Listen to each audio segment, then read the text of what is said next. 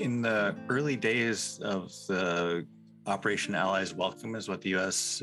Called it, in which we saw in the news of people leaving the Kabul airport in Afghanistan and coming over. A lot of it was all happening so fast, and many Afghan evacuees ended up on U.S. military bases. And so we were able to be volunteers to help with that response. Really, the focus of the part of the mission that we were on was on resettlement. So doing resettlement interviews and helping people through those first steps of having that conversation, getting the information in so that they could enter into the resettlement process. Often the resettlement process can take people like 16 years is one average that's out there. It's just a really long process of being in between in all these places. And so this was, just a resettlement process that was happening really fast. And I had good processes and security vetting and all of that, but for what people themselves were experiencing, that was really different than what I'd been part of. And then it's been great to see, groups including Exodus and others all over the country now on that process of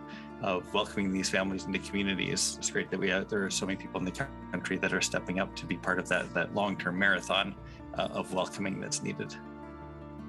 The whole Bible is in a sense a migration story. Like all of Scripture is a migration story. And I think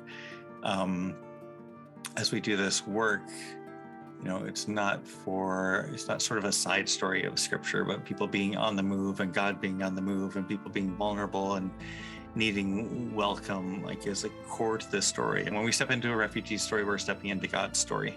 And it's a beautiful place to be.